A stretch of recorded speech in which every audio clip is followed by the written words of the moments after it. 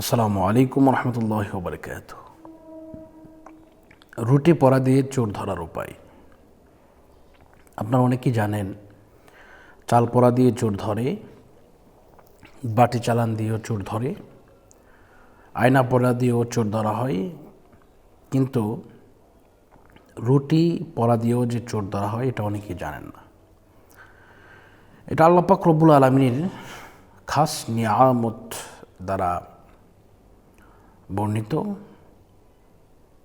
আমরা পড়াটা যেভাবে দেই তা হচ্ছে, এটা আপনিও দিতে পারেন, যে কেউ দিতে পারবে যদি সহি শুদ্ধভাবে আপনি পাঠ করতে পারেন, যদি 5 ওয়াক্ত নামাজি হন, হালালভাবে আপনি চলেন, তাহলে ইনশাল্লাহ আপনার পরও ইনশাল্লাহ কাজ হবে।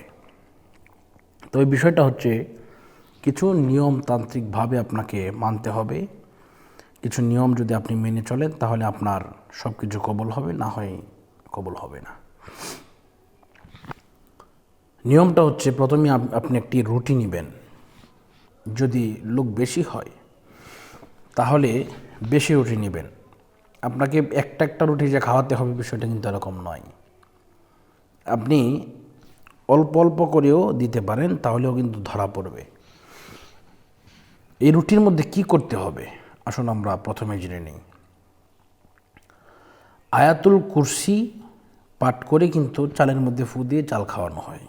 তদ্রুপভাবে আপনি যখন রুটি খাওয়াবেন, খাওয়ানোর পূর্বে বিসমিল্লাহ সহ সূরা ফাতিহা একবার, বিসমিল্লাহ সহ সূরা ইখলাস 3 বার, কয়েকবার দুরূদ শরীফ পাঠ করার পরে আপনি এটা পড়া শুরু করবেন।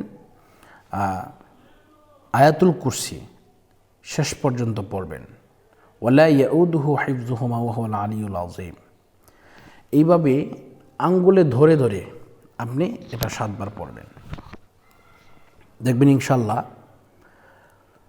যে চুরি করেছে, প্রকৃত চোর যে, সে অবশ্যই আপনার মাল দিতে বাধ্য হবে। যদি মাল না দেয় তাহলে সে এটা ধরা পড়ে যাবে। আরেকটি পদ্ধতি আছে, তা হচ্ছে জালালি খতম। লা ইলাহা ইল্লা আনতা সুবহানাকা ইন্নী কুনতু মিনাজ জালিমিন। এটা 1,30,000 বার পড়তে হয়। ফ্যামিলিতে লোক থাকলে আপনারা পড়তে পারেন, না হলে আমাদেরকে বললে আমরাও ছাত্রদেরকে দিয়ে পড়াতে পারবো। 01643063744 এই নাম্বারে যোগাযোগ করলে ইনশাল্লাহ আপনাদেরকে আমি সাহায্য করার জন্য ইনশাল্লাহ কথা দিলাম। তো ব্যাপারটা হচ্ছে, এই জালালি খতম আর চাল পরা রুটি পরা কিন্তু এক নয়। জালালি খতম হচ্ছে মানে এটা সরাসরি কাজ করে। এটা যদি কেউ পড়ায় তাহলে চুরির গলা দিয়ে নাক দিয়ে রক্ত বের হবে। আপনার মাল সে নিজে দিয়ে যেতে বাধ্য হবে ইনশাল্লাহ।